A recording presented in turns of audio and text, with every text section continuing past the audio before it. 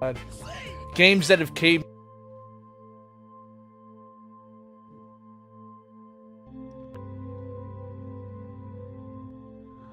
D-Live is good.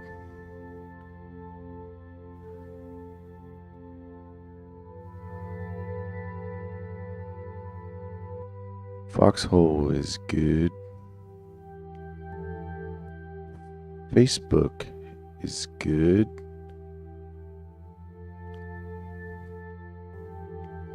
YouTube is good.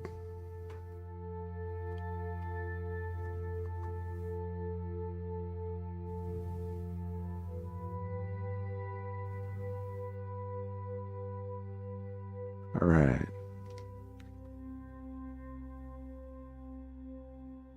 Got like 3 minutes left.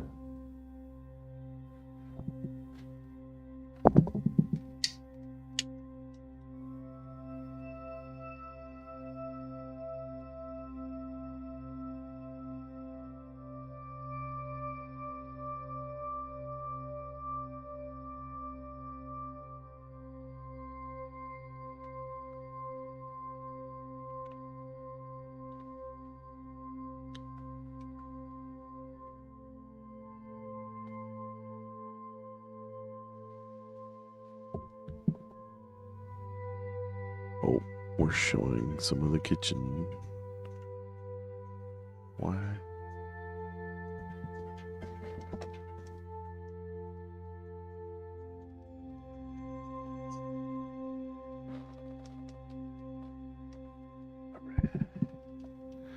All right. Bright lights.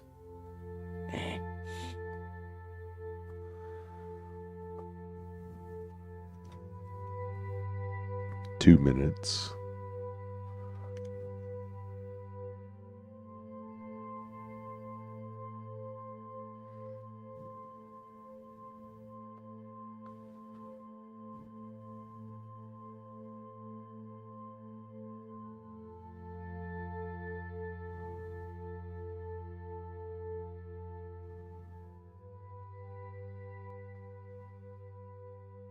Bring it down to volume 3.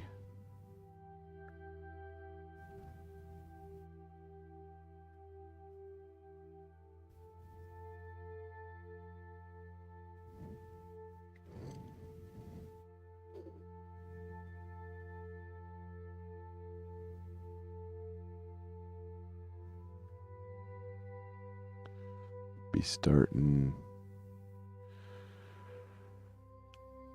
in about 52 seconds.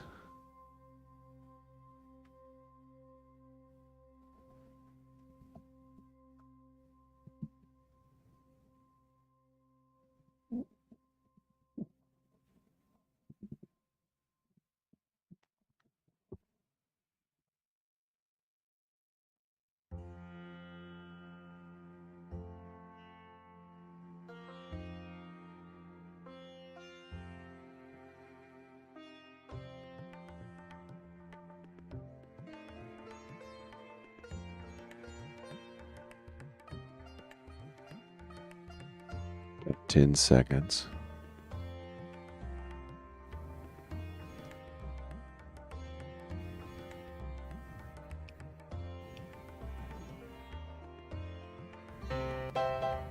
Hello, and welcome to another episode of Epistemology for Fun and Profit, where woo meets goo, exclusively on the foxhole.app.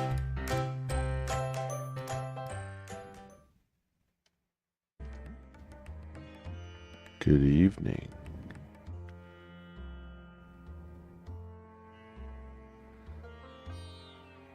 All right.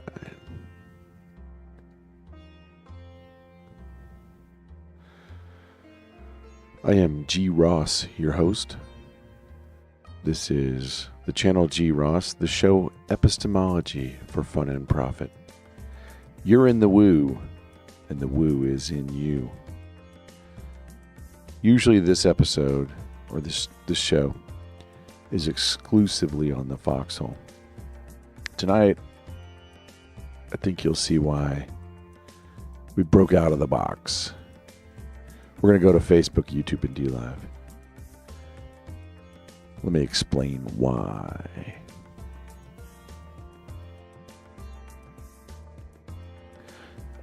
This is episode 7, which my notes say wrongly. This is March 20. Our last episode was about 3 weeks ago, due to vacation. In this channel, in this show, I took a 90-minute nap. I just woke up 5 minutes ago. The alarm went off, and I was like, dang, whoa. We try to keep an eye on the level of confidence in what we believe or know. We're reined in by an epistemological foundation, like, how do you know what you know? How do you think you know what you know? One friend of mine likes to say the beginning of epistemology is all wisdom comes from God. Very agreeable to that notion. I usually go more of a special revelation, general revelation. You put it together, you perceive, you iteratively perceive more correctly as you go. But his version isn't interesting. Previously on this show, we have episode 1, dualism versus monism.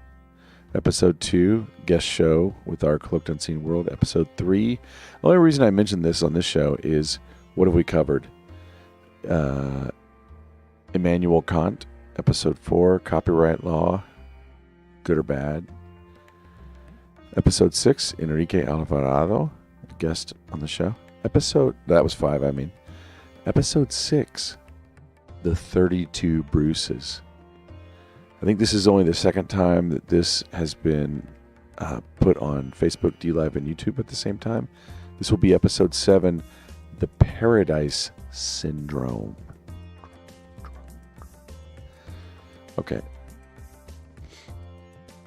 Before we get started, I need to pray for my friend Sam. He's evacuated due to fires. Big brush fire in... Let me see, where is his area?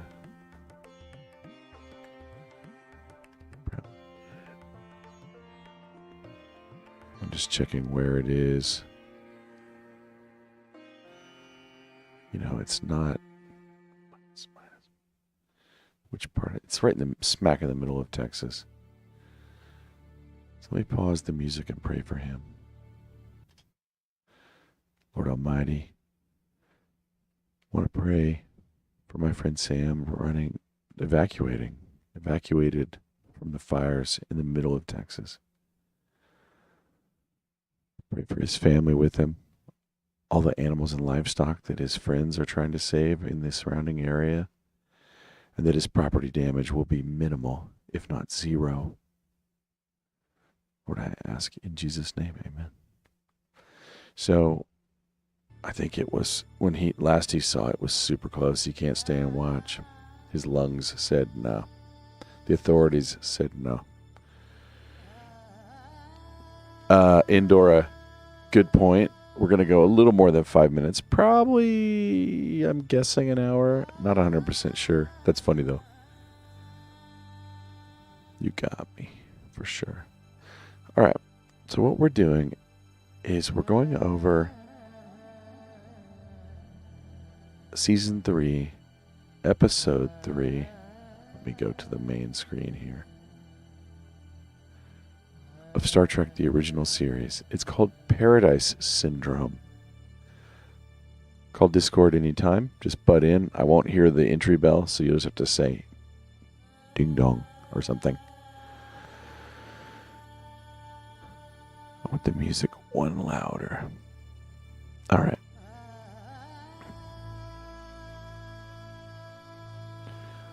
Why am I doing this? Hard to say. Let's see what we find. So some notes about Star Trek. It's one of the ways where we are informed of our views of space. This aired on October 4th, 1968. So I would have been half a year old, not even. There's one episode in the series where Spock is pointed out as being directly a devil-like character. I think Omega Glory does that. Or maybe not maybe Omega Glory. So this is the first still that I took from the show. I want to be highly respectful of their copyright issues. So, in my experience, Star Trek reruns were highly formative for me. I would watch them a lot. My television was mind controlling me, telling me how to think about space. You remember it's a 5-year mission. And when it comes to 5 years, I have to point out Discordianism. Discordium has a... Wait, why can't I find it? They have a law of fives. They took it out of this article. I keep forgetting. But there is a law of fives. Let me read you. Law of fives. Discordianism.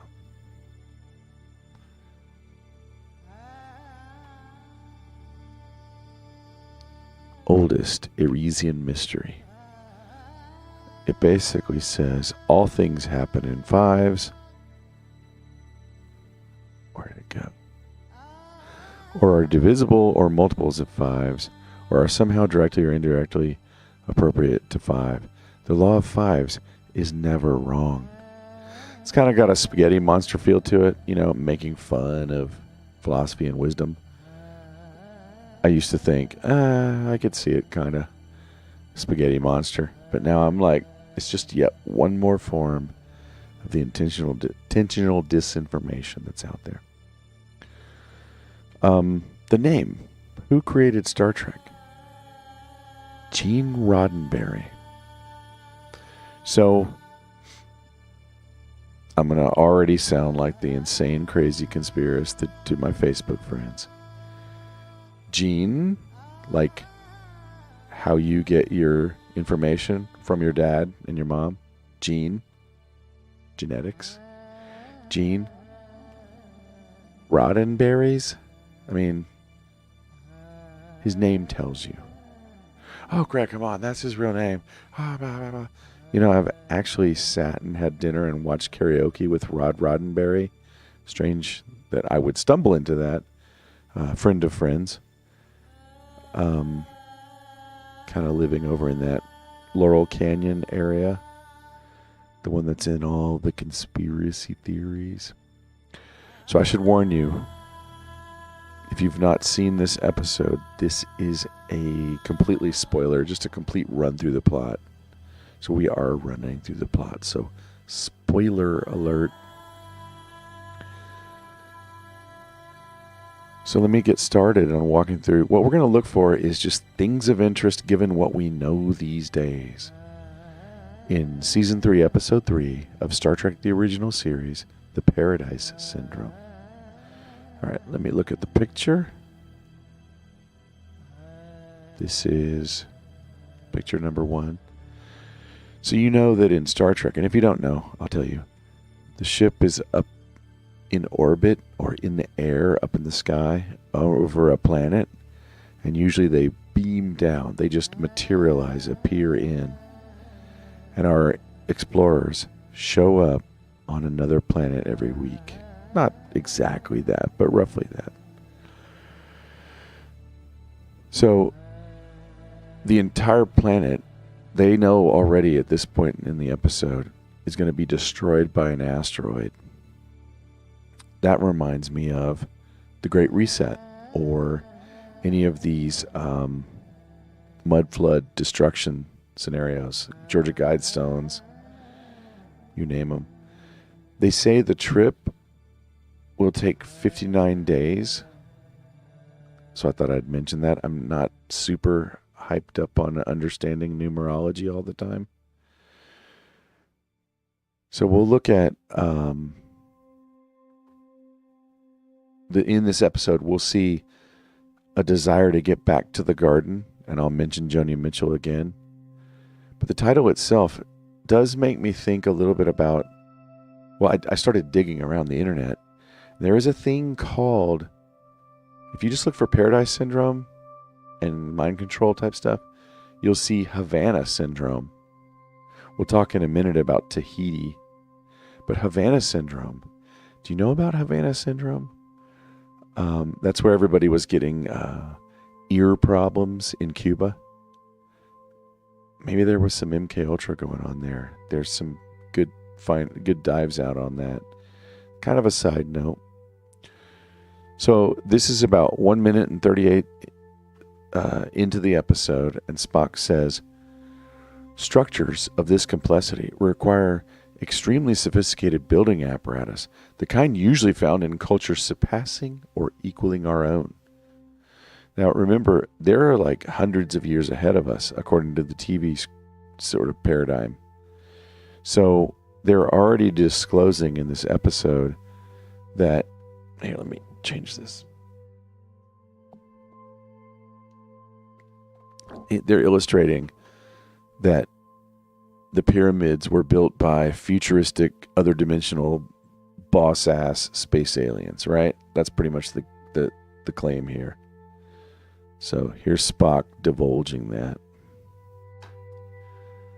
So that's interesting, I think. Of course I think it's interesting. I put it in there. So in 1968, they're disclosing to us that our pyramids that we see around the world, our obelisks, our whatever, our hard-to-build structures, are from outer space aliens, they're claiming. True or not, they're trying to build that in. So this one's kind of tall, and they'll call it an obelisk. So you know already this. When you see an obelisk, think Osiris's phallus in the ancient stories. So at about 2 minutes and 54 seconds, let me switch to the next picture.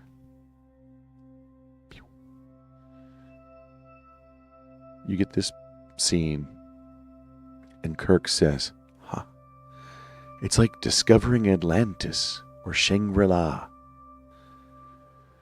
So nowhere in there does Kirk, who knows really good history, he's a starship captain, graduated top in the academy, he doesn't go, wow, it's like we discovered a real Atlantis or a real Shangri-La. He goes, it's like discovering Atlantis. I'm just saying. I know. I usually do this show, the Sunday night show, just on the Foxhole where we can go crazy. But when I finished preparing for this one, I was like, I want to share this on the other channels. I don't know. I made the call. So then here at about 3 minutes and 15 seconds. So in case I didn't mention it, what they were, these are the people that live on the planet. They have no idea about the asteroid. Well, we think they don't at this point. So here's Spock and McCoy, and the medical doctor and the Vulcan debate disclosure of the ones in need of help. This makes me think of Palladians and Draconians, like in X-Files. There's like some aliens and controllers, and some want to reveal more to us, and some want to just keep us in a cage and eat us like cows. McCoy says, shouldn't we contact them, Jim? Tell them?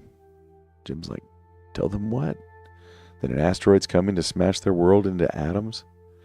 And Spock says, they're too primitive to grasp the concept of spaceflight, Doctor. Our appearance here would only confuse them and frighten them.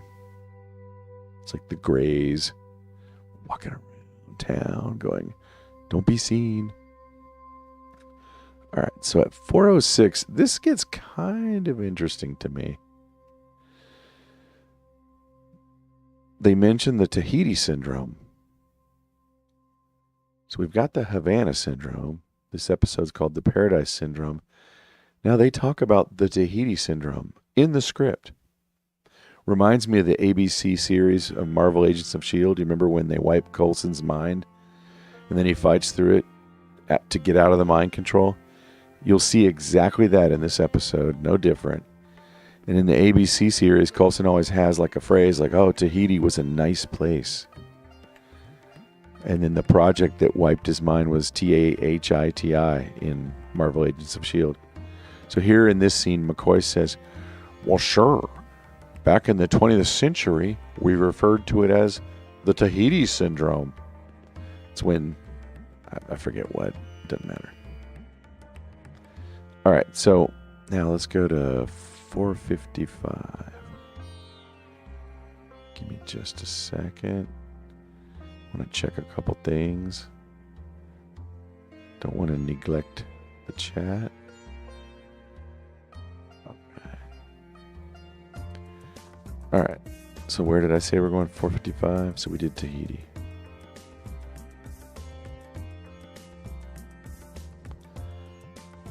All right. Here's where he accidentally pushes a button. That's never how it happens. Usually you're abducted and you're brought into a deep underground military base. You've already been tested and scanned like 11 from Stranger Things, and you're going to get mind controlled. So he falls into the hidden underground facility, the underground military base. He gets a mind wipe, and a whole nother personality, or an alter, an MK Ultra alter, is now established in Kirk. Bzz, some blue lightning. This was on TV in 1968. Full disclosure. We're not hiding anything. All right, so now we'll go to...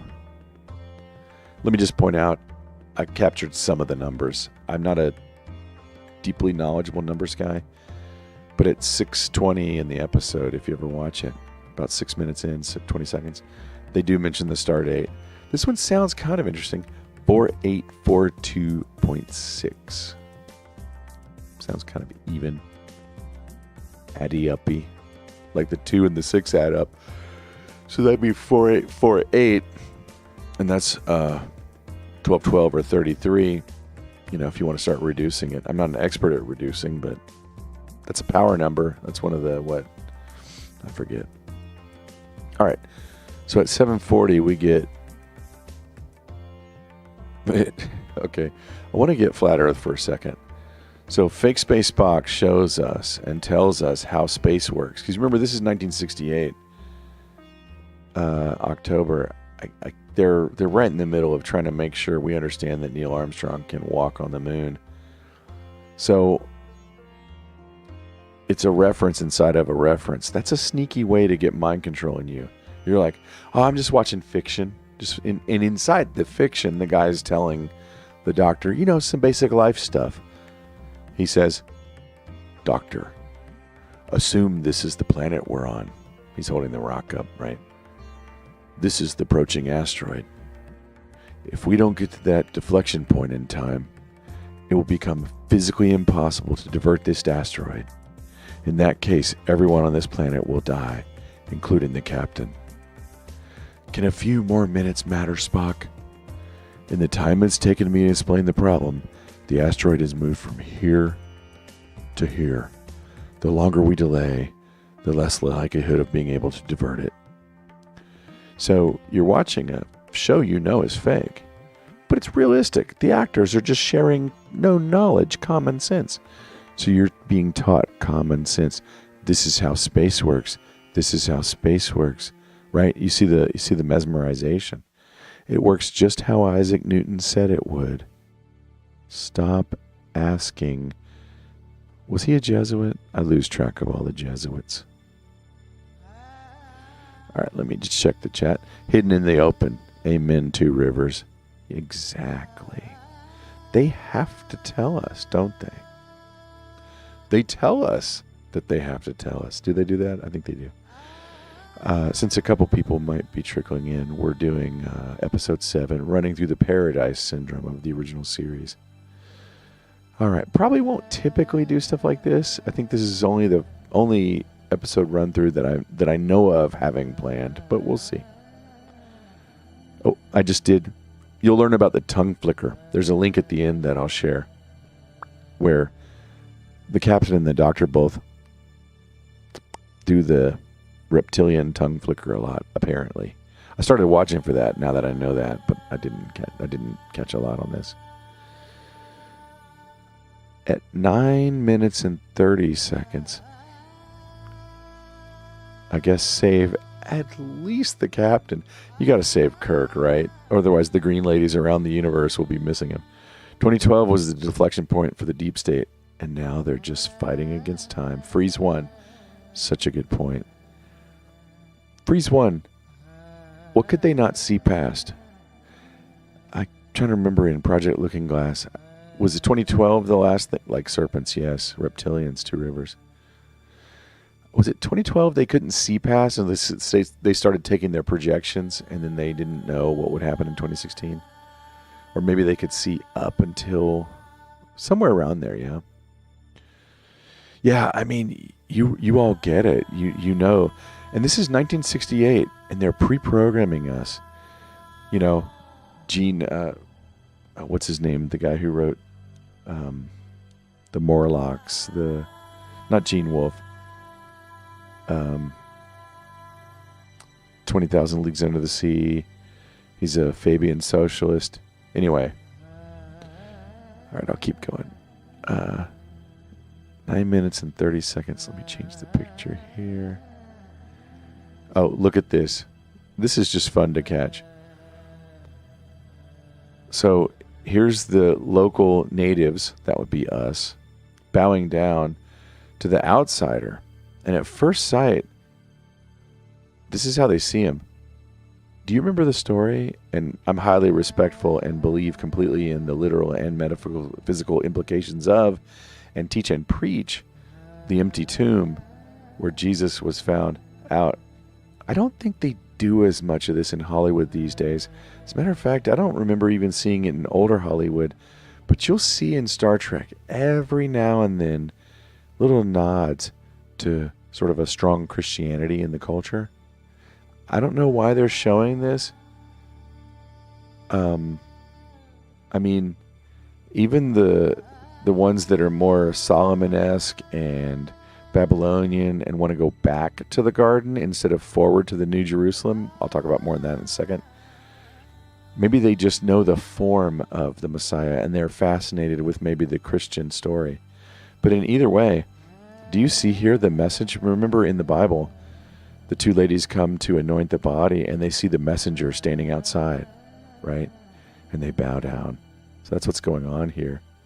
So he's coming out of the tomb or the deep underground military base or the obelisk. Look, he's standing there as the obelisk. He is the space phallus. Look at him. Anyway, I like Captain Kirk. I'm not getting all over him, but I'm just saying. So, what are my notes? They're the first to see him. Her name is Miramani on the right, I think. And in numerology, I did a quick Google. Her name reduces down to 6, just in case you were curious. So at 11:40 in the episode, he's been brought back to the tribal elders and the medicine chief. And this is where they're telling some of the story of their people. Let me check the chat. Trying to make Jesus just a man. Freeze 1. Very good point. Yeah. Such a good point. They're like, this is how it could have happened if you believe space aliens are in charge. Which, like I said on Wednesday, I think, when do we get the fake Project Bluebeam aliens? Or maybe the real ones. I'm not saying. Anyway. So the elders says, our skies have darkened 3 times since the harvest. This is the alien planting humanoids all around space theory. So he goes, our skies have darkened 3 times since the harvest. The last time was worst of all. Our legend predicts such danger and promises the wise ones who planted us here will send a god to save us. One who can rouse the temple spirit and make the scry grow quiet. You know, I'm a little sarcastic as I'm reading this, and I am tearing this episode, not tearing it, but I'm crunching it a little bit apart. I like this episode. I like Star Trek. I'm showing the family And my 11-year-old, I'm occasionally, I'm not trying to ruin his enjoyment of it, but I'm occasionally showing him these things as we go, or asking him if he's spotting them. He's becoming quite adept at it. Would you read, if you saw a book that said, how to serve mankind? Remember in The Simpsons, how to serve man, like a cookbook, how to serve as man. And that's a riff on like an old Outer Limits or, something. Anyway, you got to keep an eye on these guys. So I didn't want to throw away my deep awareness of Star Trek and just not pass it to my child. I'm just running through the episodes once with him and just showing him what I know and just not doing a lot. I'm not turning it into school, I hope. So anyway, here comes some more what Freeze 1 was talking about, just trying to cheapen the biblical miracles. Check this out. This is going to stay on the screen for a minute. This is broadcast on TV. It's mouth-to-mouth resuscitation, so it's completely okay. Never mind that the actor, William Shatner, had to full-on lip lock with whatever this young lad is. So this is about 13 minutes and 23 seconds. I'll rush through this so that we don't have to stare at this. I mean, the scene, it's mouth-to-mouth resuscitation. So, like the way God breathed into Adam, or like Elijah lying on top of the boy, and I think Elisha might do it later, but 2 Kings chapter 4. And then after he succeeds, they bring him into the medicine chief, and the medicine chief says, "There's nothing I can do." And Kirk says, "No, hold on a second. He's got amnesia, the full functioning version of it, right? He doesn't know who he is, but he automatically kicks in and does his training," which we've been told that can happen. I don't think that part's fake, right? Like, I don't know anybody who's ever had amnesia, but I could see that, right? You kind of get dazed, forget who you are, but you've got your training. And then the elder says, "Only a God can breathe life into the dead." So now they've seen him come out of the temple. They've got 2 witnesses. Now they've all seen him breathe in life into the dead. So they're like, oh, something's going on with this guy. Again, it's a pretty compelling story. The internet will tell you that I'll go ahead and take this off the screen. The internet will tell you that the science of the science fiction was a little dicey, so the romance was high in this. I mean, it's a pretty good episode. Two Rivers says, "Lizards don't do tongue flicker, as do snakes. Oscillating tongue flicks are unique to snakes." Okay. I need to be more precise, don't I? That's cool. Interesting. Well, apparently Shatner and DeForest Kelley both do it. There's a link at the end that I found halfway through prepping for this show where I'm like, whoa, there's some stuff out here I never came across. I'll share it. It's this guy does a good review of Star Trek as an idea, or just this original. Yeah. All right. By the way, I have an eye doctor appointment. I've never bothered to go to one. These are just cheap reader glasses for $4. But I'm gonna have to get real ones. So if you see me doing this all the time, in a week or two, that should be better. All right, so at about 1506, he gets granted the phylactery on his head. Let me show a phylactery.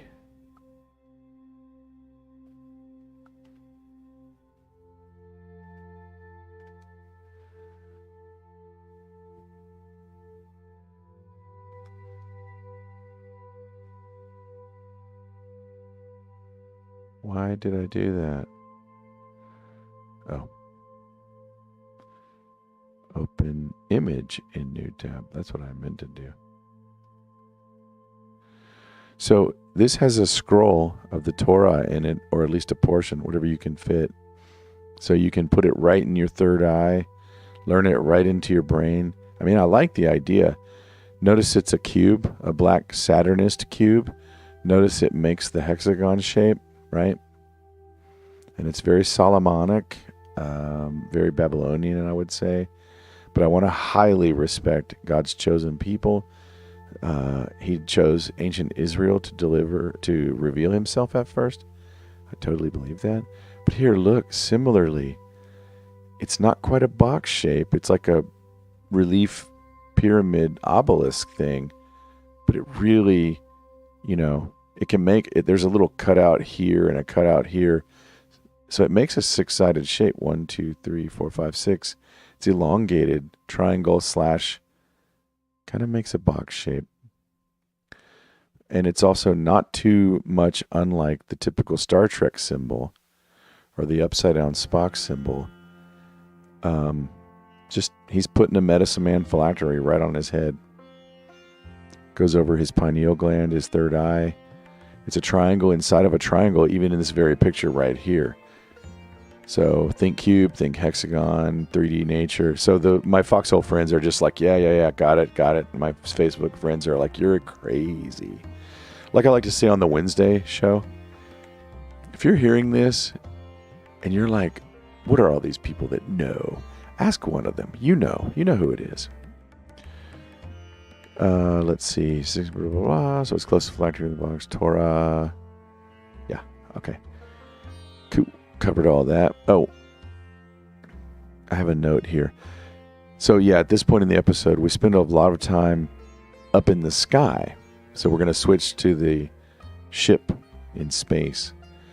So the show, like a lot of them, has a bit of a heaven-earth. So I don't want to overplay this, but always think as above, so below when people do that. I'm not saying there aren't heavens. There's the third heaven that Paul was caught up into. But I'm just saying the space show is very as above, so below. Star Trek puts us, like Freeze 1 was mentioning, we're the god in many episodes. And the wiki entry about this episode, the Wikipedia entry, or a fan wiki entry, says, I forget where I found it, but Kirk is racistly better than Miramani in many ways that like a woke person would be aware of. You'll see that later as we go in the episode. So we're getting up to about 16 minutes and 50 seconds where we're trying to deflect the asteroid. Let's see.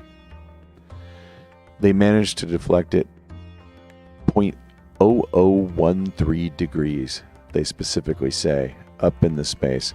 I didn't capture a picture of them in the Starship Bridge, the Enterprise. You've seen it a million times. If you haven't, we'll see a few more. Maybe. I can't remember how many clips I got of that. But 0.0013 sounds a little Templar, 13. I'm not sure the significance. I just wanted to share. So they try to deflect the asteroid just like they do in Armageddon, the movie with Bruce Willis. Bruce, remember Bruce? We did an episode of the 32 Bruces. Got to watch those Bruces.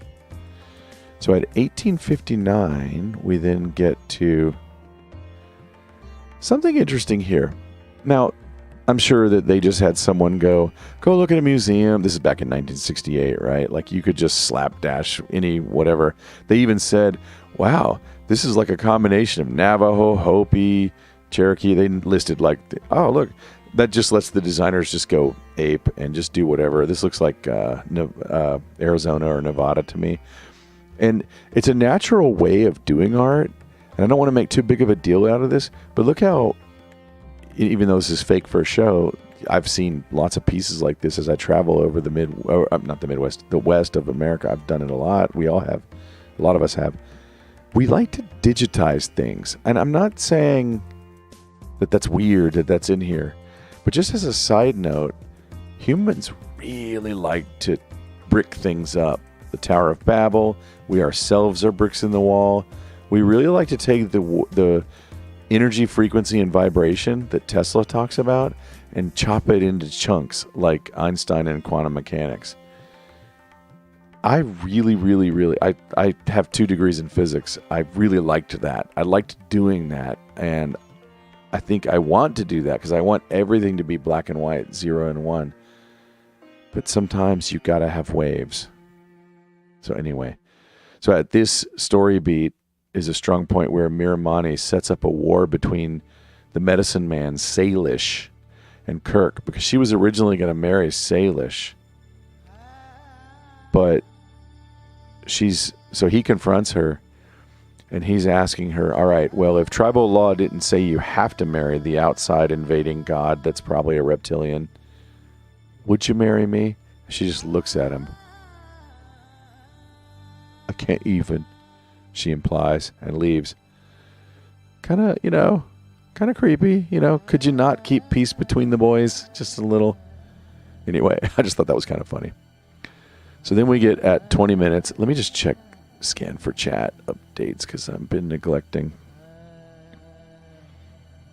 Two Rivers says, biologist in general, but more towards the medical direction and concentrated in other areas. Okay, cool.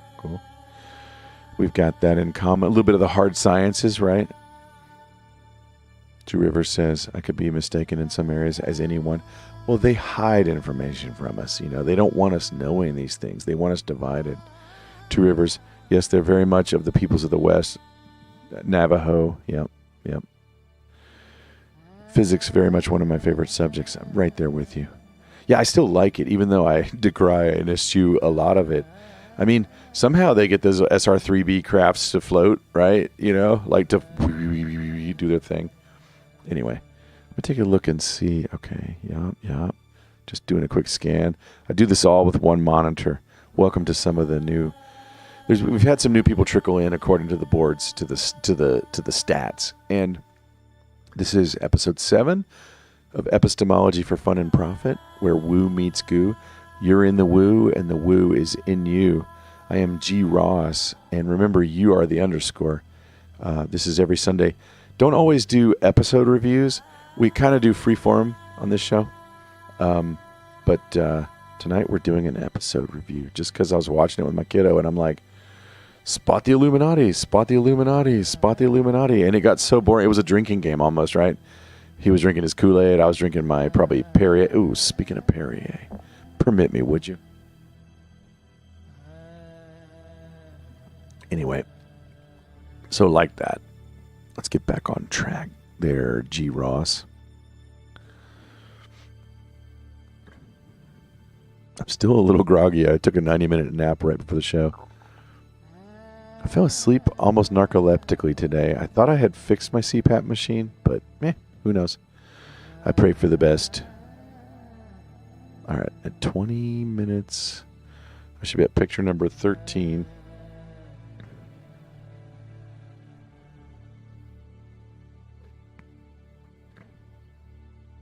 Oh, this is hilarious. You've all been looking at this while I've been talking. She's like, with the God, she's always timidly reaching out and not quite touching him. She's going to marry a God, right? She's stoked, right? Well, I shouldn't say that. She has to hang out with William Shatner. Just kidding. I don't know. I don't know how to judge boys that way as well. So she's like, would the God like to bathe now? I'm like, have you even taken a bath since you got down from space? And he's like, no. He's got his amnesia, right?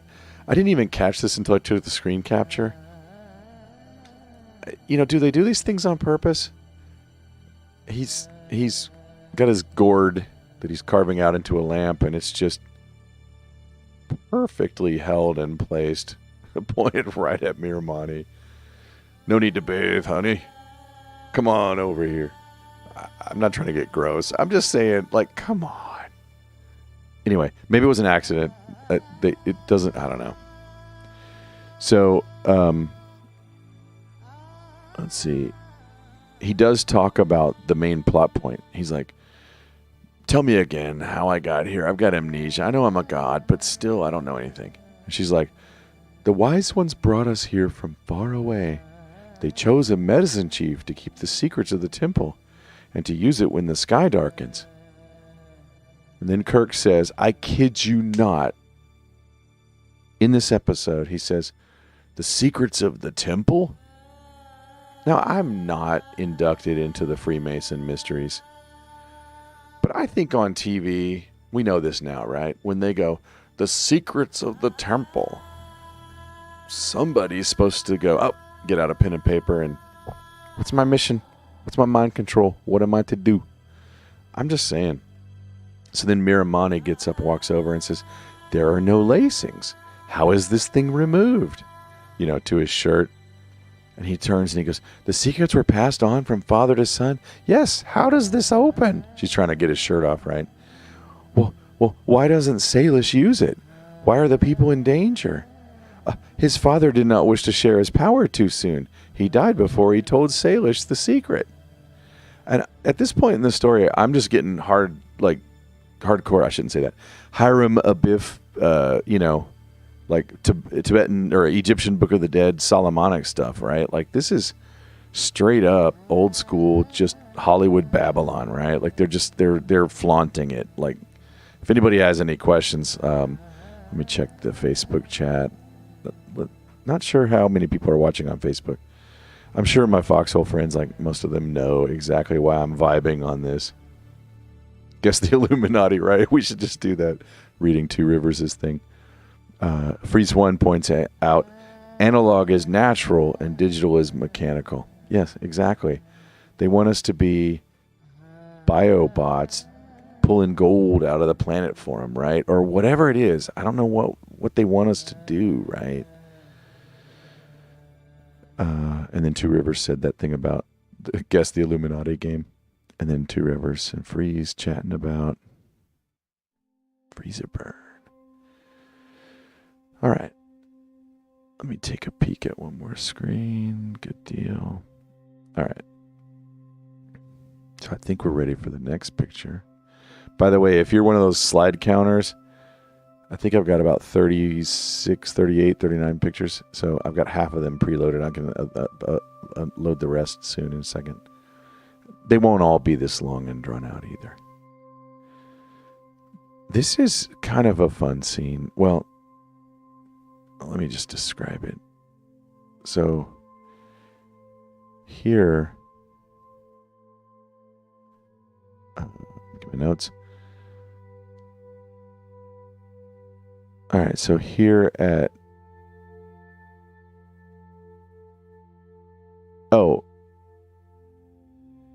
do I have another picture? Yeah. So the elder then walks in. So they're about to, have their premarital fun. And the elder comes in. Oh, have we displeased you somehow? Or no, he asks him for his name, right? Sorry, I'm getting ahead of myself. He asks him for his name. He's like, we want to honor you and have you do joining day with Miramani and all, take over our tribe. But we don't even know what to call you. And he turns to the camera in soap opera blocking and goes, and they're like, oh, Kira, got it. It's just funny, And then he says, why are you so displeased? He's like, no, I'm happy. I'm happy here, old man. You please me. Go get me some more coffee. And he's like, then it must be ourselves, the way we live. Perhaps we have not improved as quickly as the wise ones wish. Now, when I hear that nowadays, I'm like, we haven't absorbed your cell phone tracking of ourselves and totally pulled all the gold out of the ground for you as you wish and been your drones and slaves. It's all Inky and Enlil to me, the way I hear it now. I mean, I'm just all Inky Enlil this whole episode. So then we go to... watch. Let's see. Do I have a file called 18? We'll come back to it. Okay. So we'll go to 15. Oh, I just quickly did the reveal. But this is some pretty good storytelling. So Miramani comes up to him now that the elder god is gone and says, there will be much time for everything. And he's like, oh, now I get it. So here you have the native female pursuing the male, breaking through his self-absorbed blah and garbage and thinking he's a god. And she's finally like, you got to hear me, mister. I am chasing you. And then they cut immediately. I just show them here side by side. Let me see if the way of the screen layout will it let you see it. Yeah. They cut immediately to the ship, which is not overly phallic, and the asteroid, which is not overly yonic, but you can see a little bit of that. the asteroid is chasing the ship. They're configured to where they're going backwards. They're kind of coasting in backwards behind the thing. So I don't know if this was an accident, but in a way that's almost as good as some of the cuts in Casablanca. They're straight up going from Yannick chasing phallic cutscene to Yannick chasing phallic. Just wanted to highlight that. It makes me really think there may be some programming in this episode. If they're paying that much attention to detail, or even just unconsciously accidentally getting at this level, I think we're onto something with this episode. TV is television, right? So anyway, so now we're up in space, and Chekhov says, let's see what picture am I on? Yeah. Chekhov from the ship says, Tau 8.7, beta 0.049. Trying to figure out where to strike the target with their space seed that they're going to deposit on it, which is a laser, right? They're going to pound it with a laser. So Spock says, that is our target, the asteroid's weakest point. I'm not sure any significance there. Oh, Spock doesn't say that. That's my note. I didn't find any significance in the number or the sequence, but let me just repeat it in case anybody's listening and is kind of into that and knows how to do that. Tau 8.7, beta 0.041. Star Trek is full of just these gibberish numbers, and at first you think, oh, they just roll their 8-ball and pops. Probably not. There's probably code. All right. At 24:16, we get to picture 16. Okay. I got to tell this story. Let me just check the chats. See how we doing. Two Rivers says, Above Talk Secret. Yeah, the documentary. I don't know if I've seen that documentary. We talk about it on and off, don't we, I think? It sounds familiar. Freeze One says, I believe God has limited man's knowledge of the heavenly to let us have free will. Interesting. Yeah. If we knew too much, we would just go mad with it, right? Maybe.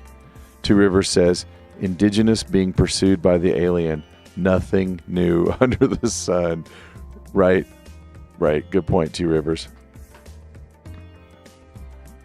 So in this, Scotty is trying to keep the engines alive for Spock, who is acting captain, trying to save the people and the captain. And he's like, well, I'm going to basically shoot this asteroid until Scott's engines gives out. And it's almost like blaming Scott, but not quite. And McCoy is sitting there the whole time going, oh, are you happy, Spock? You've killed us all, right? Now, I've seen this show a lot. You almost never see this angle, and I don't think you ever see this exact lighting. And it's fritzing. It's going... And I showed this to my wife when I discovered what I'm about to tell you, and you're going to be like, Kong. At least I was. Jaw hit the floor. And she looked at it and said, it looks like a portal to hell. Just a tunnel straight to hell. And I'm like, didn't even catch that. But he says, oh, my bairns, my poor bairns. Now, remember in the Bruce episode, we talked about the Brits versus the Scots, and then Two Rivers or someone started sending me deeper dives on the Brits versus the Scots. I likes me some Scots. They help us to fight the Brits, right? The Briss people, the Covenant people, the pretending to be Covenant people, right? May I say it that way? So I then go, let me just do it. I said, Bairns Wiki. Okay, so I'm having a gas. I'm running through an episode of Star Trek Original Series. I'm putting it together. I'm not trying to get too nutcasey, but I'm scanning for Illuminati, and this happens. I'm just like, okay, I'm going to stop fighting it. So you go to Bairn. I'm like, oh, it's some Scottish thing, right? So notice how small, let me zoom out. This is a small article as articles go, right? It's a 1-pager. It's a 2/3 pager. It's a pretty small article. Just for ease of reading, I'll zoom in. And it includes mentioning this scene. So the word bairn on the grand poobah of everything, Wikipedia, barely has any meaning at all. 10% of the real estate goes to what we're looking at right now, and another 10% of the real estate goes to this. Cane barons are children seized by witches and warlocks as tribute for the devil. Let me say that again. Barons are children seized by witches and warlocks as tribute for the devil. Delivered in this episode by a Scot saving us from the Brits. I mean, it's like... Anyway. I know I'm a crazy person to my Facebook friends, but my Foxhole friend... I'm sure I'm over... anyway. Freeze 1 says, we know from before the flood how man did when those from heaven interact too much with man. Yeah, exactly. Yeah, the Nephilim, right? And then God had to flood because we were so viscerally violent, under that influence. Two Rivers says, I wish I had found that barren thing. I wish I did found that barren thing now that you've mentioned it. Yeah, I mean, I was mortified, but also like, wow. Same thing happened on the Bruces when I was doing the Bruces. I got a couple Bruces. I'm like, oh, deeper than I meant to go. Sorry. You're over the, anyway. It's those moments, and I'm not a big, deep dive, dig, autist type. Two Rivers, light flicker, Morse code. Ooh, I should go back and check for that. Excellent. See, that's why you're, good point. Yeah, it might very well have been Morse coding us. Because it was long and short dashes. Yes, good point. I love this fam. All right, so a few more people have trickled in according to the metrics. And what we're doing is just running through Star Trek, the original series, Paradise Syndrome. Just playing Spot the Illuminati, Oh, I should not move the camera. Why did I do that? Just playing, Hunt the Mason or whatever, like Spot the Disclosure. We're getting to be about halfway through the episode. We are this week. I put this one also on Facebook, YouTube, and DLive just to share it out because I had done a lot of screen caps and all this other stuff, and I thought I could keep it safe enough to not get too overly banned. Anyway. All right, so as I like to say on Wednesdays, back to my task at hand. Spock in this scene says, we'll fire in sequence and continue firing as long as Mr. Scott can maintain power. Mind you, he's drilling the Yonic asteroid, right? The space lady.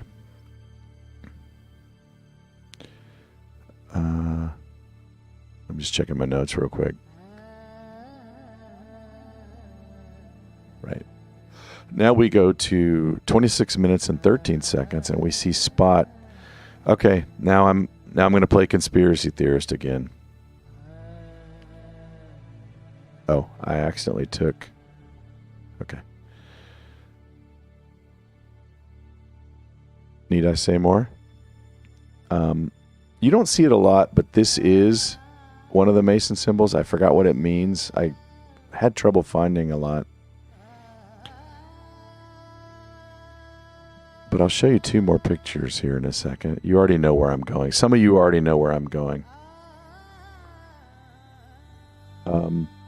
Go back a few minutes ago. This isn't quite the reveal.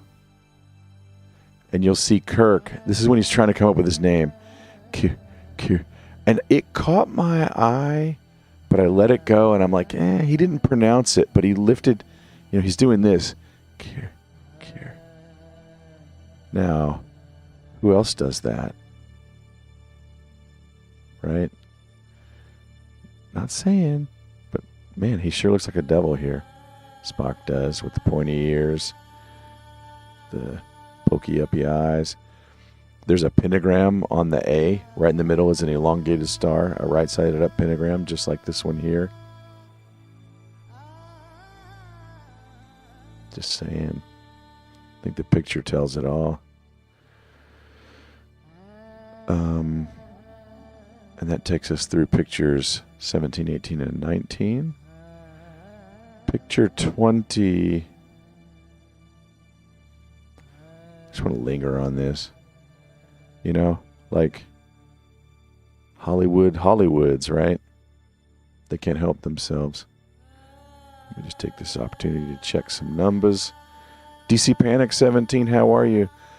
All right, so hopefully the tech works and you'll be able to see some of the earlier parts. But what we're in the middle of is we're about almost halfway through Paradise Syndrome, where Kirk gets amnesia, MK Ultra, and he's like a whole nother person on a Native American Indian type planet. Just to catch you up. It's good to see you. All right, let me go to the next scene. This was I was like, wow. When I saw Spock doing that, I'm like, I should deep dive this thing. Not that this is that deep, but it's deeper than I normally go. So now, let's see. Why did I show that screenshot? That's just more of the same. What is my point? I think he's talking in this scene to Chekhov. He says, Mr. Chekhov, resume heading 838 Mark 49. No. 883 Mark 41.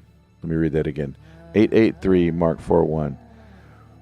McCoy says, back to that planet? Without warp speed, it'll take months, Spock.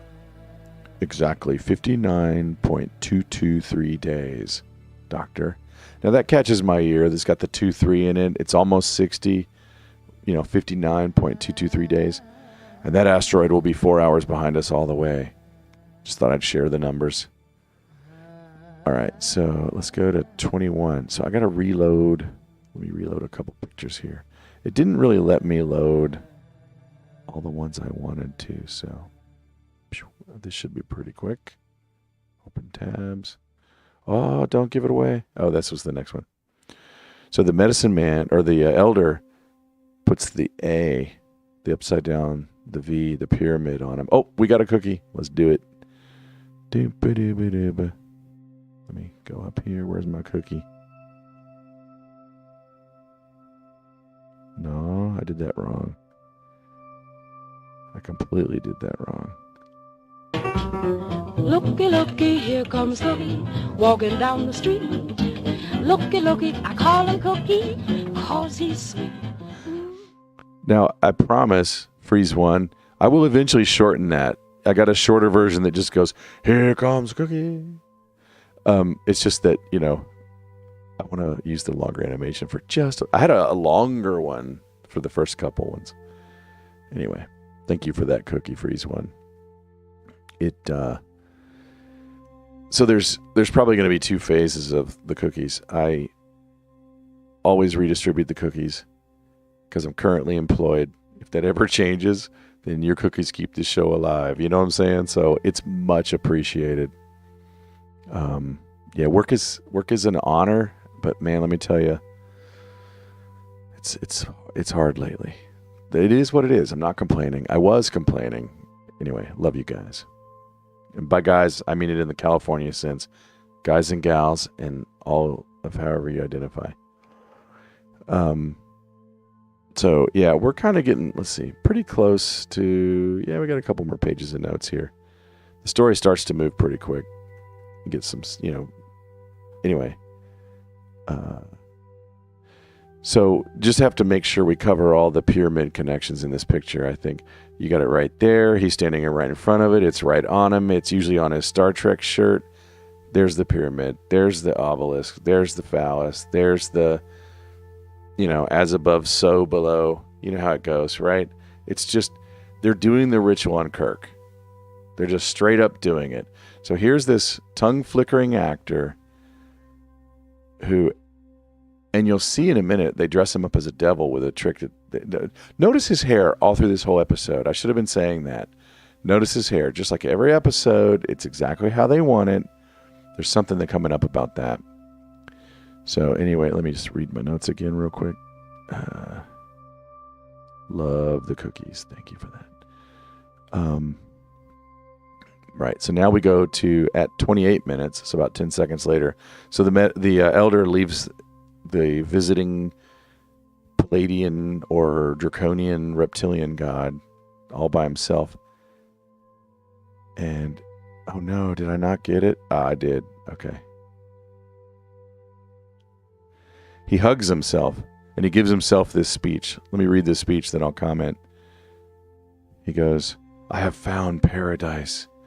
Surely no man has ever attained such happiness. I mean, does he kind of sound like, was it Anton LaVey doing these rituals, you know? He's about to do a full-on SRA.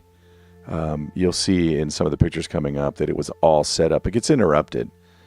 But, oh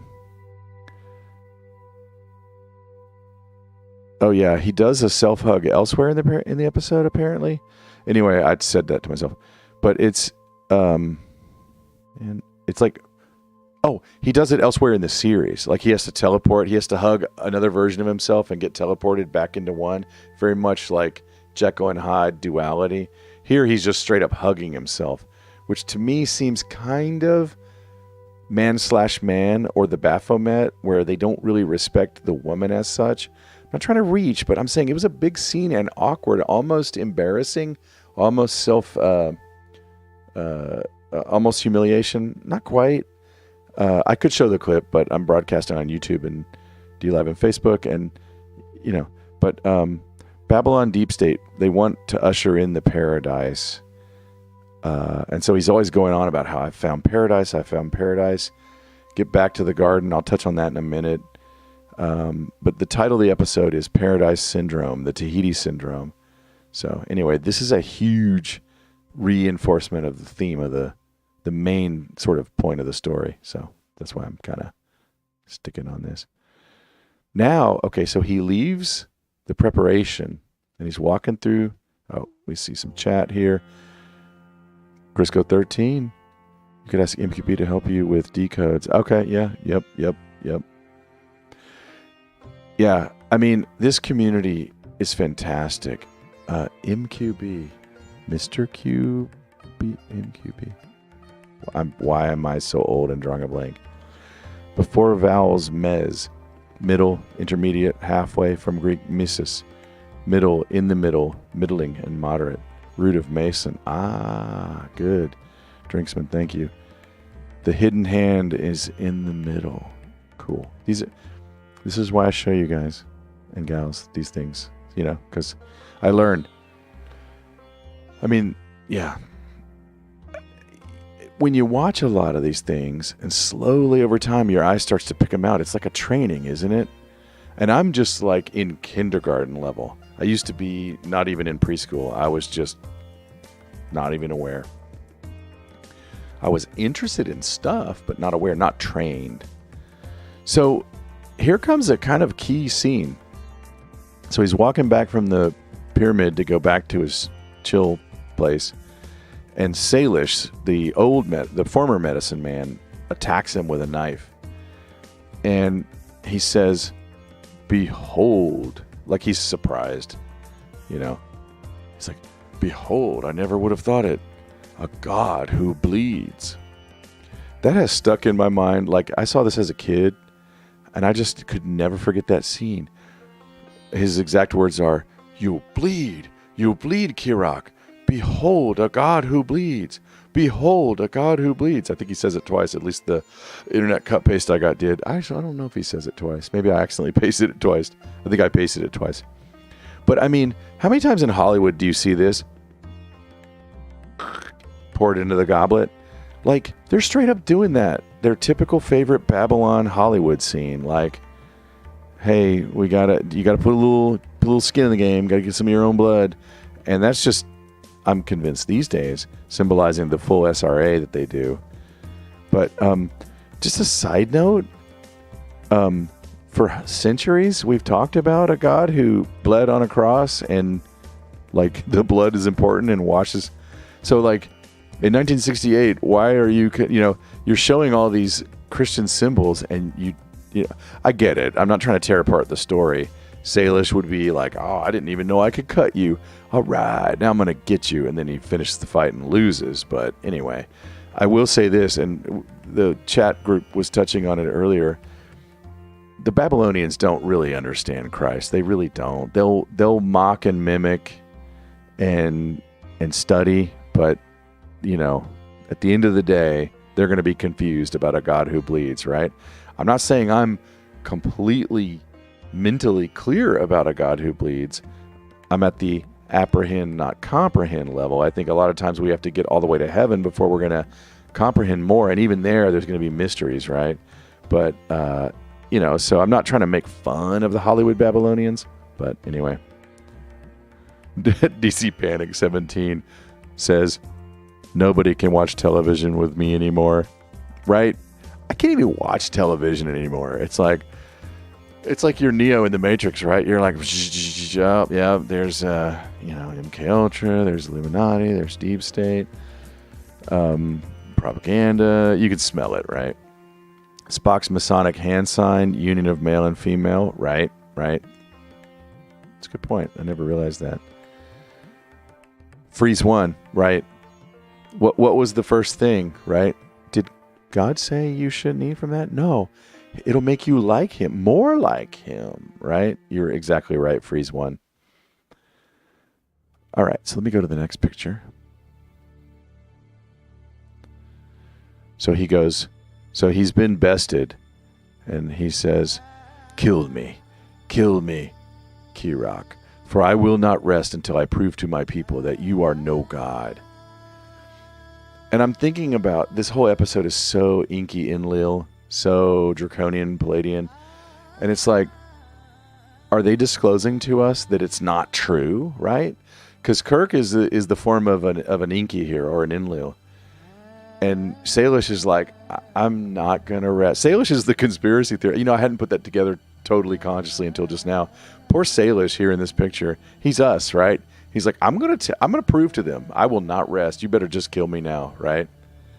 So I'm so happy. I wish I had actually seen that before, but yeah, Salish is us. Salish is us. He's the bad guy in the show, but he's us. He's literally us. They're marginalizing him.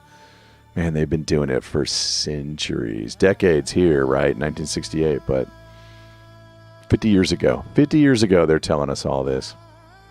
They have to tell you. So now he puts on his, all right, can we play Name the Aztec God here? Quetzalcoatlus, right? The Phoenix Rising, the plumed serpent. So, I mean, if you had any doubts, William Shatner is being displayed to the ones who know. Anyone who sees this episode in 1968, October 4th, is gonna know. You bow down to Kirk. At least a lot of you. At least some of you. You know who you are. He's the guy, right? We're putting our Quetzalcoatl cloak on him. I mean, yeah. So anyway, Quetzalcoatl, there was a movie called Q, and I'm pretty sure I was going to find it and show it here, and I couldn't find it in time. I looked a little bit. I'm pretty sure that in the movie Q, The Serpent Reborn, or whatever it's called, they had to retitle it because, who knows, they're afraid of Q. There's a scene where they're picking up rocks or evidence or something in Brooklyn, and you can see the Twin Towers, and they say some coded language, and I was going to go find that because it ties into Quetzalcoatlus, which ties into Q, which ties into 9/11 according to the movie Q. I want to say it was Quantum of Conscious that I saw it, but he was getting it from another video, and I just couldn't find it. You may have come across it. I may be merging two memories. Watch out for me on that. No sauce here. Sorry. The whole episode has a bit of a God marrying a human feel to it, but it also has just a wedding to it, so it's not that disclosure-y, but it is a little disclosure-y. So let me go to the next picture. First, let me just quickly get my chat back up. Yep, good. All right, so in the next picture... So you're back in the garden. This is where I'm going to go on my Joni Mitchell rant, right?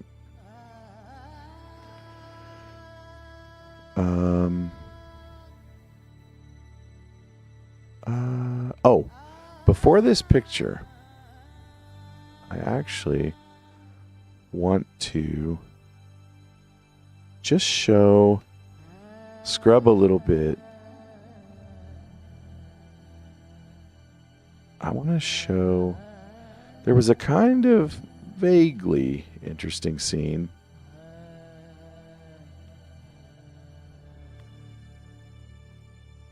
I won't be able to scrub because it doesn't have a lot of keyframes and stuff. It's kind of weird. But I'm going to mute it. Ow.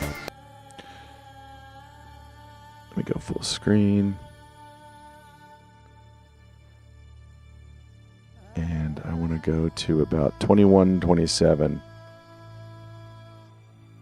I have to watch the ad twice. I apologize. I should have preloaded this.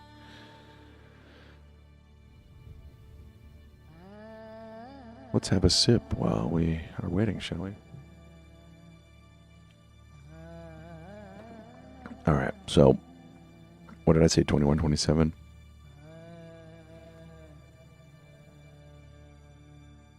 21.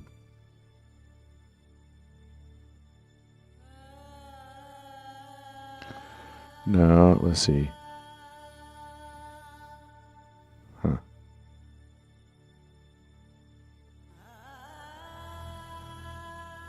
Maybe I meant 20. Well, I apologize. Here we go. So McCoy is telling Spock, oh, let me close this ad. Where's the ad? Oh, here we go. He's like, I prescribe rest under doctor's orders. So Spock goes, I'm going to lay down. I'm dead. I've been baptized. I'm going to rise up. I'm not trying to take away the comic funniness of the scene. It was funny. But it also had just an echo of baptism. Maybe a bit of a stretch on my part. But you saw it there. When you're looking for stuff, you can kind of see. So, you know. But it's built into reality in a way. Like, it comes out automatically. Part of it's the fabric and structure of how things work. But so anyway, back to now we're at around 33:01. It's got a bit of a Garden of Eden vibe. And I want to go on a diatribe a little bit here. And I'm going to keep an eye on the chat. Let's see. Crisco13 says, I've been doing digs on Russian Ukraine, and I ran onto a medical paper. There's even a Q fever. Did we all have Q fever? You know, back in the day when the post, new Q day, new Q. On my Wednesday show, I do some look back to new Q day. Not a lot, a little bit. I'll be doing that for another couple weeks, and then we'll switch that to a Bible study. But, so it's natural, I think, when you're told about the Garden of Eden as a kid to say, I wish we could go back. I get it, right? And I think Adam and Eve wanted to go back in. They were sad, right, when they were kicked out, right? Like, we want to go back to the garden. Joni Mitchell has a song. Let me check my notes. I have a link to it, I think. Or here, let me show this picture.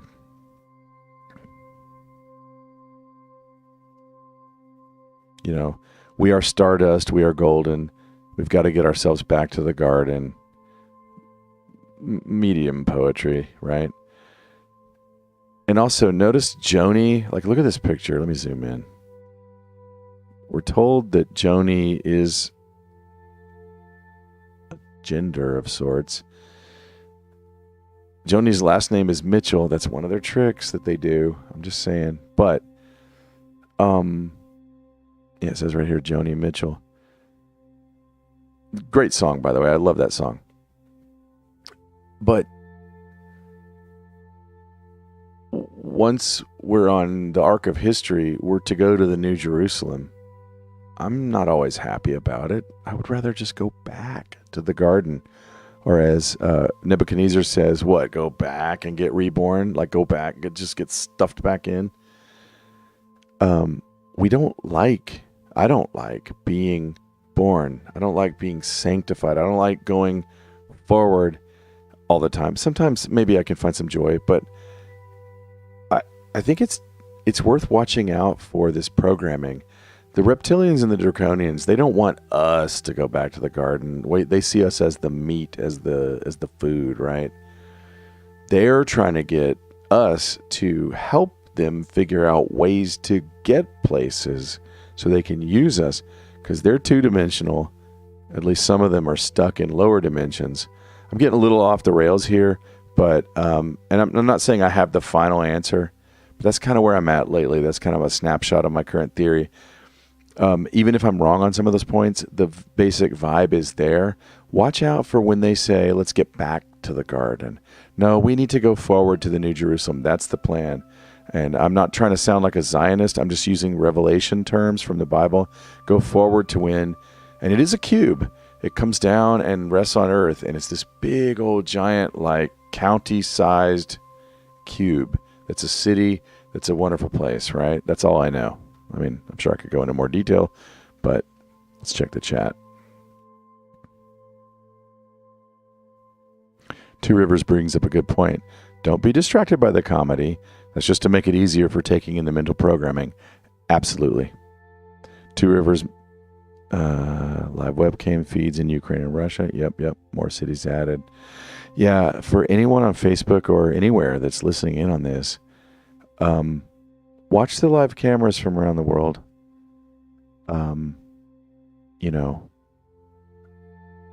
Propaganda is part of war. Goes both ways, So Kirk here in this scene says, I'm happy. I'm so happy. If it weren't for the dreams, my mind would completely be at peace. Miramani's like, I thought you no longer had the dreams. So here's the MK Ultra starting to hit back in the scene because we got to bring his altar back under control. She says, you no longer saw the strange lodge which moves through the sky, right? So that's how dumb locals would see UFOs, right? And Kirk says, they've come back. Oh, by the way, when she says strange lodge in the sky, I think of John 14:2 in the King James Version says, in my Father's house are many mansions. If it were not so, I would have told you. I go to prepare a place for you. So, like when you hear lodge in the sky, don't you kind of think a little bit of the mansion in heaven? They're trying to equate that, I think, a little bit. I don't know. But anyway, he says, they've come back. They were gone for a while, but they've come back, meaning the dreams. I see faces too, very dim. I feel I should know them. I feel my place is with them, not here, which is, did you see Stranger Things? This is mind programming. It's starting to break through, right? It's breaking down on him, which we know happens because he's got no handlers with him, right? So now let me go to, this is funny. While I was watching the episode, this little bug landed on him and stayed for like 20 seconds. I don't think it's one of those things like Obama and the Fly or Bush and the Fly, but I just thought I'd share it. Maybe it is. They're outside filming. It's going to happen. Happens to me. I don't know. I'm not a reptilian, I don't think. So now he's drawing in the ground like Jesus does when he's they're about to stone the woman. What he's doing here is let's see. Now irrigation, he's teaching them irrigation. Kirk says, a canal, and with it will bring water from the lake right to, I'll tell you in a second where they bring it to. But irrigation is not bad per se, right? That's industry. That's more of an Egyptian approach, whereas the ancient Israeli approach in the land was to be more just like use the rainfall naturally, more like a hobbit, let's say. Not saying it's definitely bad in the church age, but just wanted to point that out, that he's on the side of turning what's more like a native agrarian people group into Egyptian colony. That's just what it feels like, is he's industrializing them. And they're treating it as a good thing. It's like the Inky and the Inlils when it comes steal all our gold, and so they train us to build your commerces, build your computers, build your, I'm just saying. So anyway, Kirk says, we'll bring the water from the lake right to the lodge. Now, Greg, come on. Lodge is a normal English word. You could say village. You could say right to our homes, right to our tents, right to the town. But he says, and it'll take the water from the lake right to the lodge. I'm not trying to make too big a deal out of that. But when you're looking for this stuff and you come across lodge, you write it down. You know what I'm saying? All right, so then at 35 minutes and 25 seconds, we get this picture. It wasn't the exact picture I wanted, but I was getting a little short. That's the lamp. She says, the power of the lamp, which turns night into day. We can cook twice as much food, and as you taught us, preserve. preserve. So I'm thinking, she says, the lamp turns night into day. So he taught them how to turn night into day. So that's like Ordo Salutis or whatever from Chaos or Order. I forget exactly the Latin. Again, going backwards, you want to, yeah, anyway. So they like to turn night into day. I forget exactly what my point was on that, but anyway. So then at minute 36 and 40 seconds-ish. Okay, his hair has been exactly Kirk hair the whole time through. Now all of a sudden he turns into the devil. So now I'm really keen on what the script says here, what he records. I'll tell you here in just a second, just checking the chat. Cool. He says, while he's looking like a devil, all right? Please keep that in mind. Deplorable McAllister or Linda Paris does these, and at first I was like, man, are you sure? She'll show shadows, she'll show hairdos, she'll show things like that. I went and looked at before and after this cut scene, and I didn't bother to take pictures of it, but it's like perfect hair, this hair, perfect hair, just from camera angle. So if you look at the lighting, they're on purpose making him look impish, for sure. And if you weren't sure, wait till you hear the dialogue. Miramani says, if we don't go now, it'll be too late. You must go outside the temple and make the blue flame come out. And Kirk looks, I don't know how to get inside the temple. Isn't that the devil always wanting to get into the sacred place? The blue flame makes me think of Leviticus 10, 1 and 2. Let me read you that. Now, Nadab and Abu, the sons of Aaron, each took his censer and put fire in it and laid incense on it and offered unauthorized fire before the Lord, which he had not commanded them. And fire came out from before the Lord and consumed them, and they died before the Lord. So you're not supposed to just take over and do your own flame out of the temple, right? But back to more the point at hand, I just wanted to tie that in a little bit to the unauthorized fire. This fire actually needs to happen or the people will die. He's just not originally the one that was supposed to do it. He goes, I don't know how to get inside the temple. I don't know how to make the blue flame come out, right? He doesn't say that second sentence, but that's implied. Anyway, enough of that scene. Pretty soon we get to the iconic, now that's close to a Mason signal, right? They do an arm out, fist up thing. I don't know what it means. I looked it up on the internet, but I forgot. But this sticks with your mind. I am Kirok. I am Kirok. Like as a kid, I just remember that scene going, I am Kirok. It's funny. It's an iconic scene. He's frustrated because he can't get in. So now we go to up on the ship. Spock is proving that music can control a lot of things, which makes me think of Laurel Canyon and all that stuff with the CIA and the military intelligence starting. So he says, Spock says, McCoy comes in and says to Spock, I prescribe sleep. And Spock says, you prescribed rest, Doctor. The symbols on the obelisk are not words. They are musical notes. Musical notes? You mean it's nothing but a song? In a way, yes. Other cultures, among them certain Vulcan offshoots, use musical notes as words. The tones correspond roughly to an alphabet. Were you able to make sense out of the symbols? Yes, the obelisk is a marker, just as I thought. It was left by a super race known as the Preservers. They passed through the galaxy, rescuing primitive cultures which were in danger of extinction and seeding them, so to speak, where they could live and grow. The power... Okay, so there's a couple things going on here. Musical tones. Laurel Canyon, they thought you would follow the stars. I know that means Hollywood, but sometimes the singing stars. And then in Close Encounters, do-do-do-do-do. That's totally, who knows what that's triggering? All kinds of mind control. And by the way, I still haven't made my animation, so I'll just have to do it. I just mentioned Close Encounters, so Spielberg alert, Spielberg alert. It's often that you have to have a Spielberg alert. The Close Encounters, let's see, blah, blah, blah. Okay. So then they go on, they say, McCoy says, That's probably how the planet has survived all these centuries. The preservers put an asteroid deflector on the planet. And Spock says, which has now become defected and is failing to operate. And McCoy says, well, we have to find that deflector and put it back into working order. Otherwise... What, Doctor? The Georgia Guidestones? You have to deflect the asteroid or the mud flood? You have to deflect the asteroid or the Great Reset? What are you telling us? And then at 39:39-ish, we get the stoning. They're going to stone Kirok. You can see the stones flying through the air.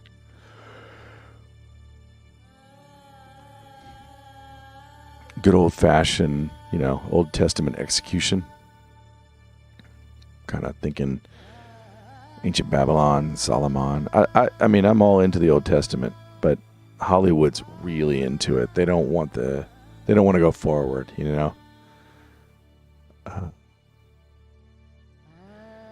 Now we get to where Spock is clearly his handler. Remember earlier I mentioned a handler. I had forgotten all about that. His MK Ultra program is breaking down, so the handler has to come in and clean it up. So he's making his little pyramid shapes. In case you don't know a lot about Star Trek, if anybody's listening, it's a mind control. It's like MK Ultra. It's psionics or telepathy, and he restores Kirk's alters to back the way Spock wants him to be. It's innocent. It's just how they're supposed to be, right? Well, good thing Spock can do it. So now, remember I mentioned SRA. So the blood would run down to here, who knows where. But she's on the slab, clearly. She's on the slab, right? And she has already told Kirk that she's got a child. So maybe not Kirk's first, but he doesn't have any children that he's tended to. So she may be, because she's going to die, and so the firstborn is going to die with her. This may be a Kirk character firstborn male or firstborn sacrifice scene. Anyway, so that's why I showed that picture. Let me read. Da-da-da. Now, obviously, this is a standalone episode, so you can't have baby Kirk running around. So I get that it has tidy up the story, and we've only got about 2 more pictures, and then we're done. I got a couple cleanup items. But let me check the chat. Oh, archive.is. Good to know. I didn't know about that. Thanks, Two Rivers. Okay. Wayback Machine's going to go the way of the dodo. I was always afraid of that. I printed out every Q post. It's this thick. It's in a dresser drawer. Printed. I don't think I didn't get the last couple hundred, but I got like thousands, like 98% of them or something, 95% of them. The story does get sad here. So our heroes do win. We shoot the blue flame. Hits the asteroid. But the stoning, and Kirk did try to protect Miramani a little bit, vaguely, kind of put himself in front of her. But they literally end I forgot what night it was airing in season 3, episode 3, but they end a TV show with death of Kirk's only real true love that he's ever had. It is sad, a little melodramatic. I think well acted for Star Trek, but it's a haunting story. It really is. A little sad. But I have a couple other little tidbits to share, and then we'll wrap it up. This whole entire trope or meme is 100% straight up repeated in Star Trek Next Gen. The inner light, Picard does the exact thing. Same thing, almost. I haven't seen it in a while, but it's the same. He plays flute. He lives a whole life. He comes back, and he's all melancholy because he doesn't get to live his old life. He has to go back to being a captain. But if you dig through it, Star Trek was somewhat CIA mind control. Star Trek Next Gen was it on steroids, right? That'll be a dive for another time, perhaps. Probably other people have already done that. I went through this document. You may have been hearing Kirok. That's familiar. Kirok. That was Kirk. They said it over and over again in the episode. Well, look, in the Valerian Matrix, which was, I think, from about 30 years ago. You can correct me if I'm wrong. The guy who wrote it, Kirok, is in here. He's one of the others that discloses info. Shows up 7 times in this document that I found. Nothing crazy. I just did a quick search. But the point is, don't forget about Kirok, an entity. At one point in here, it says, does Kirok perform a function in your society? Yes, he is the one who stretches reality. Found that interesting. And one more link to share, and I'll put this in the chat. This gentleman did a great job of just overall explaining Star Trek and some of the things you see in it. Star Trek Illuminati symbols, reptilians, and truth and fiction from an Illuminati puppet. Let me put that in the chat.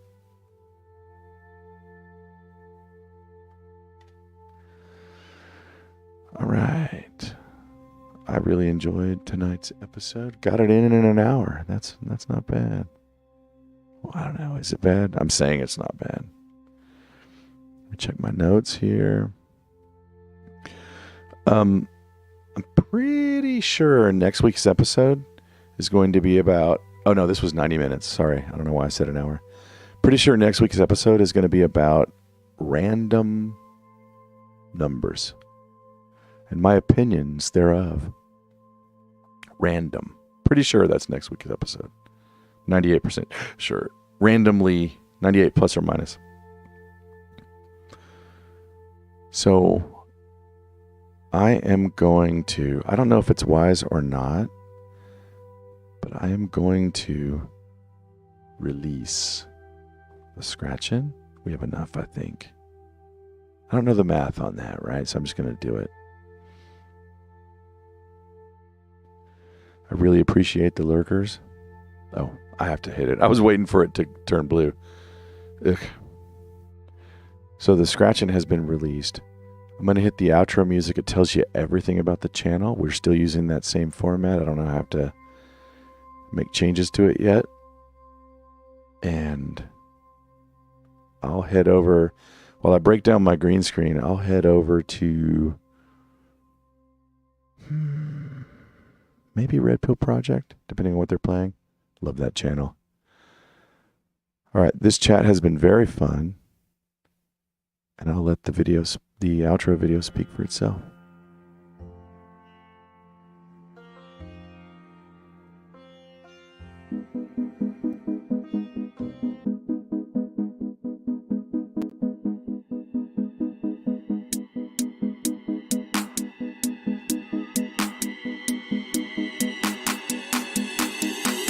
Thank you for spending time with us. We're joined on Fridays by co-host Angular. This has been G. Ross, and you are the underscore. Be sure to catch us on the foxhole.app, DLive, YouTube, or Facebook.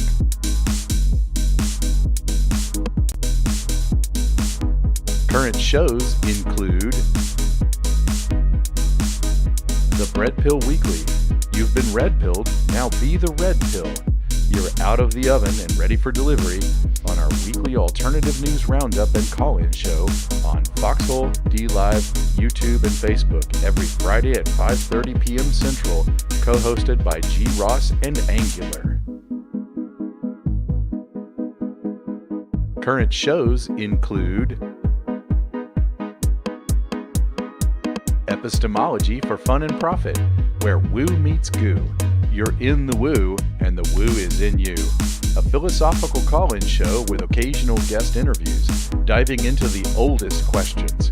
Most episodes are exclusively on the foxhole.app, Sunday at 11:30 p.m. Central. Current shows include 90 Nation, the nation with no denomination. Declare to the custom agents any edible plants or miscellaneous worldviews. We take a look back at how we got here, eventually leading into a regular Wednesday night Bible study at 11 p.m. Central. Catch us on the foxhole.app, DLive, YouTube, and Facebook. Our Friday co-host is Angular. This has been G. Ross, and you are the underscore.